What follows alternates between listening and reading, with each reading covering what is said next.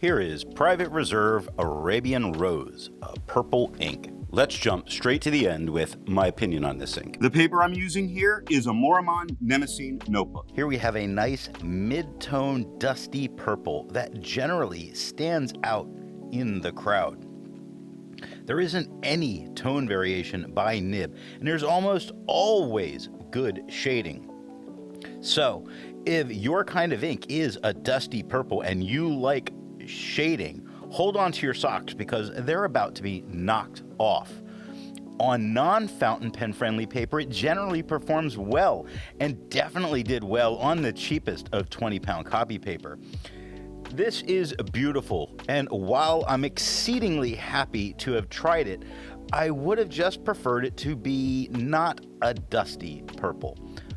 They're just not my bag.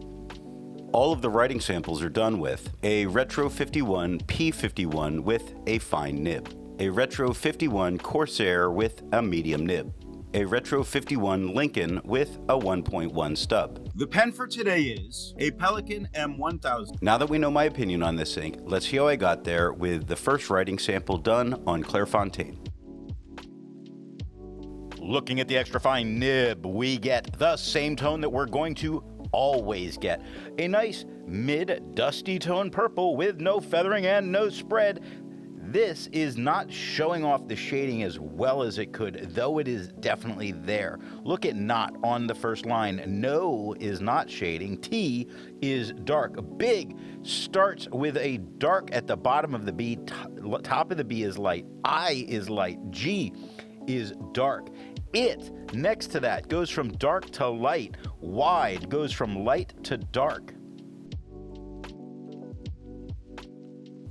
Looking at the medium nib, it is the same tone as the extra fine. There is no feathering and there is no spread. There is plenty of shading towards the mountains on the second line, where the T is darker than the OW. The A, like the OW lighten up, the A gets dark again. The RD, beginning of the D, lightens up. The top of the D and the S are darker. Now the goes from light to dark with a light T and a dark he. Mountains starts with a mid-tone beginning of the M, gets darker at the end of the M into the O where it lightens up with the OUN. The tanes at the end is much darker.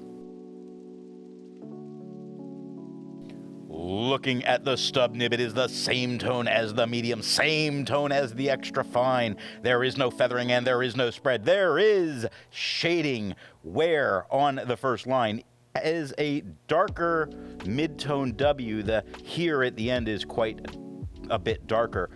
Already underneath it, the A is light, the L darkens up a little bit, the RE is a little bit lighter, the A gets dark again, the D and beginning of the Y get light, the downstroke of that Y dark again. Looking at the back of the page, we get no bleeding and no ghosting. Like most inks, this one comes in a bottle. This is how the Pilot Custom 823 fits. And here is the Pelikan M1000. Here is the ink level when you can no longer fill a Lamy Safari. There is approximately 9 milliliters of ink. The next writing sample is done in a Portage Reporter's Notebook. Looking at the extra fine nib, we get the same tone as the Clairfontaine. We get no feathering, we get no spread, we get, well, no shading here. It generally does shade well, but it's just not doing it here. But what we do still get is a nice mid-tone dusty purple looking fantastic on the page.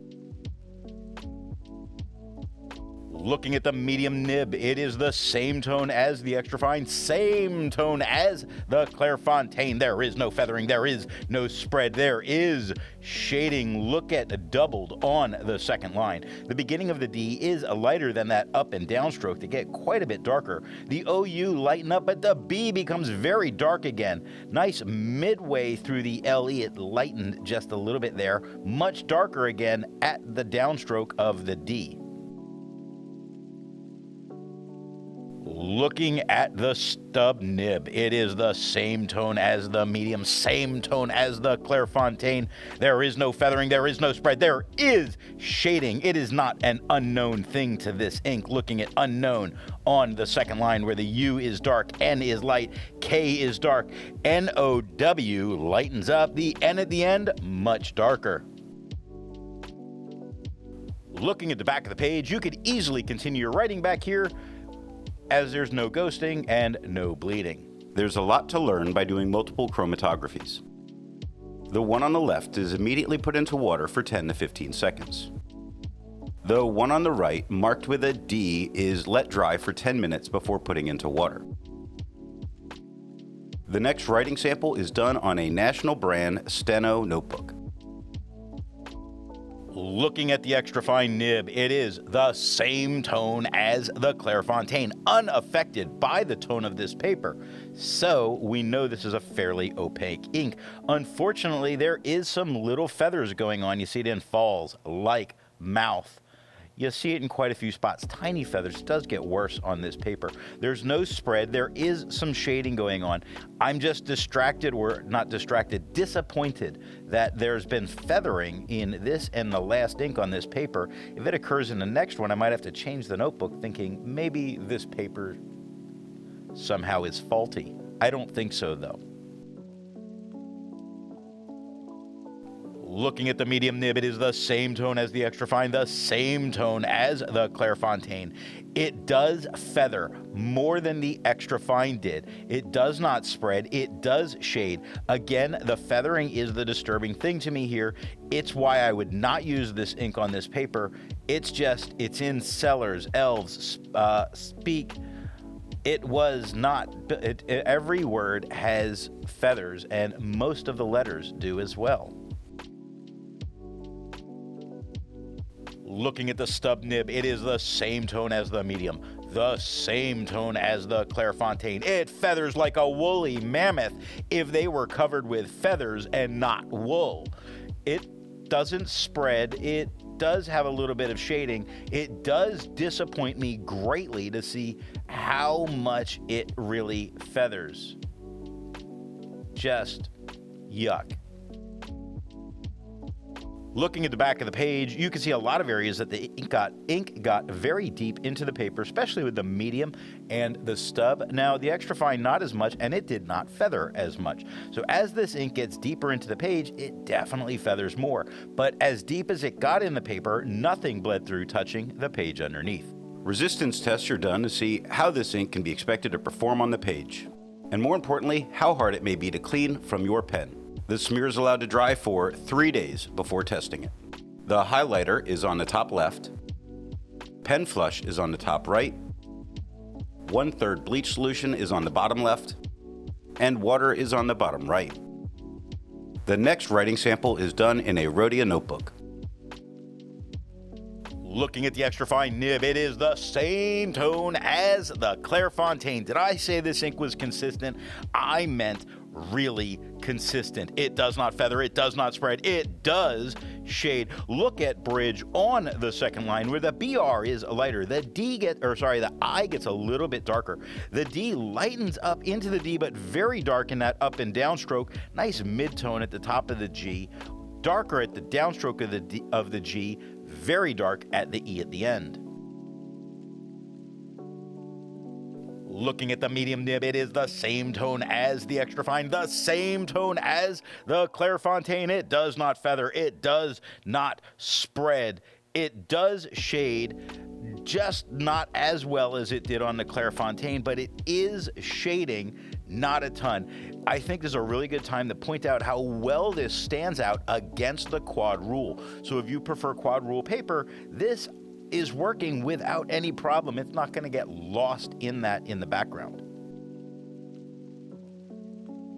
Looking at the stub nib, it is the same tone as the medium, the same tone as the Clairfontaine. It does not feather, it does not spread, it barely shades. I mean, we see distant is quite a bit darker than they directly underneath it.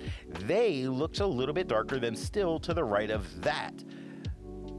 Throve, the T is a nice mid-tone. The H darkens a little bit, lightens at the bottom into the ROV, and the E at the end does get darker again. So it does have shading, just not as well as the Clairefontaine did.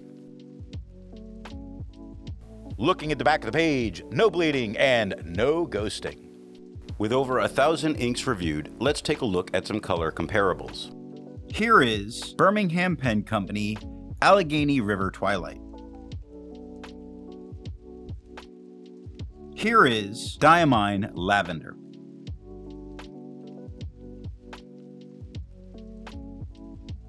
Here is KWZ Iron Gall Violet No. 3. Here is Sailor Studio 735. The next writing sample is done in a composition lab notebook. Looking at the extra fine nib, it is the same tone as the Clairefontaine. Amazing, because this paper normally dulls it down just a little bit. Not so much here. No feather, no spread, still shades. Not huge, but still shades. You see on past on the first line, the P and the T are darker than the rest of the word. The next to that, the T is lighter than the he right next to it. Even there on the first line, the TH is darker than the EIR, where it does lighten up quite a bit. Looking at the medium nib, it is, say it with me, the same tone as the extra fine, the same tone as the Clairefontaine. If you didn't say it with me, I know, and we're going to have a problem. It doesn't feather, it doesn't spread, but if you didn't say it, it's going to feather and it's going to spread for you. So there. It does shade, not as well as the Clairefontaine, but definitely does shade. Take a look at fleets on the first line. See, my penmanship is so bad today, I even had trouble with that. The FL's a lighter tone than the E. The second E lightens up a bit. The TS at the end gets quite a bit darker. Width on the second line starts much lighter on the WI, and the T gets very dark, lightens again at the H.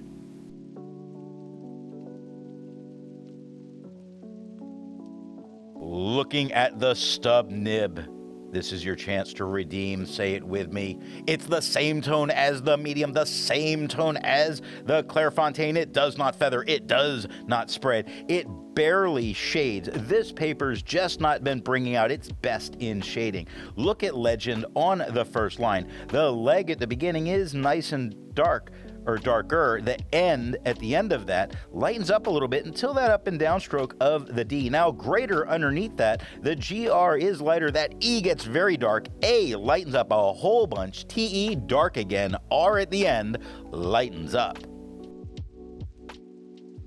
Looking at the back of the page, no bleeding and no ghosting. While it's nice to see ink in the same color family, I prefer to see ink to complement the color on the page. Here is Monteverde Emerald Green.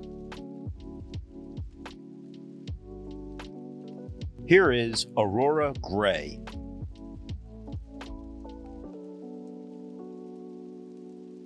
Here is Cairo Iro Cherry Blossom of Kieg. Here is Califolio Ochre Juan. The last writing sample is done on 20-pound copy paper. Looking at the extra fine nib, it is the same tone as the Clairefontaine. Absolute shocker. I called this a consistent ink. I did say it did very well on the 20-pound copy paper. There's a tiny bit of feathering that does occur, barely noticeable, not even really worth going after. I almost didn't remember it.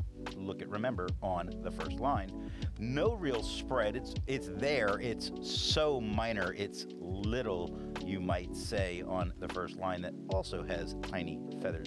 There's no shading going on, and I'm thinking that's helping it, because when this ink gets deeper into the paper, it tends to feather more.